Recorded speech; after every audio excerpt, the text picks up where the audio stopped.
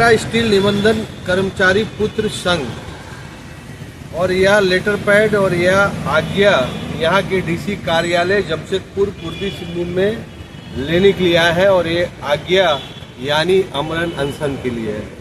और इसके चैतन्य चौसा मुखी जो अध्यक्ष है, उमेश मुखी, सत्यवान मुखी उपाध्यक्ष है, सूरजमुखी, हेमंत नाग महासचिव और तमाम इनके सदस्य आज डीसी कार्यालय में आए हैं कि हमें आज्ञा दीजिए कि मैं आमरण अनशन करूंगा।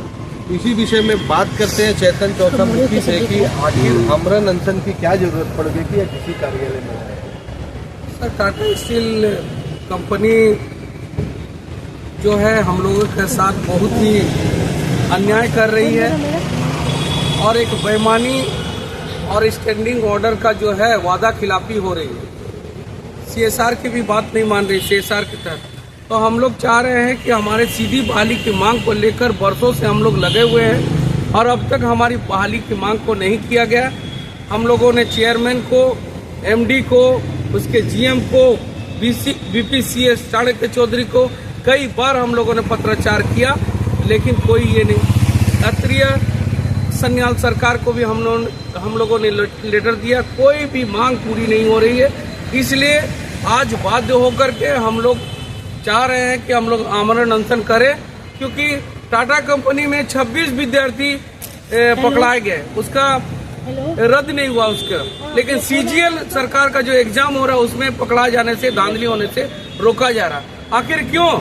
इतनी बड़ी कंपनी अपनी पूंजीवादी के चक्कर में हम लोगों मजदूरों के लड़के लोग को, आश्रितों को आज परेशान कर दिया है।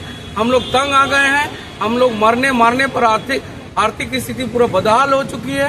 हम लोग चाह रहे हैं कि हम लोगों को यहाँ पर आमरण अनशन करेंगे और जब तक हम लोगों का अनशन रहेगा हम लोग करते रहेंगे। और टाटा स्टील से हम राज्य सरकार से कहना चाहेंगे, डीसी महोदय से कहना चाहेंगे कि टाटा स्टील का नवीनीकरण को रोक दिया जाए। ये हम लोग का मांग है। आपका मांग क्या है कि पहले आमरण अनशन की, पहले नवीनीकरण? दोनों मुद्दे एक साथ नहीं चल सकता है। नहीं, हम लोगों की मांग है कि हम लोग अगर हमारी मांग को पूरा करेगी टाटा कंपनी तो हम लोग भूख हड़ताल नहीं करेंगे, अनशन नहीं करेंगे। अगर हमारा मांग पूरा नहीं होता हम लोग अनशन करेंगे। इसके लिए परमिशन की जरूरत होती है। परमिशन आपको मिला है? नहीं, हम लोग तो अभी देखिए, कोई भी हम लोगों को अगर परमिशन नहीं देगा तो हम लोग भारत आजाद है, स्वतंत्र है। अगर नहीं देगी तो फिर भी हम लोग खाएंगे, ऐसे ही भी मर रहे हैं। हम लोग लाठी चार्ज कर दे, हम लोग का ऊपर मार उड़ हम लोग खाने के लिए तैयार है। अगर डीसी महोदय की तरफ से सरकारी आदेश आपको नहीं मिला गया तो आप क्या कीजिएगा? देखिए, हम लोग सांकेतिक धरना दे सकते हैं।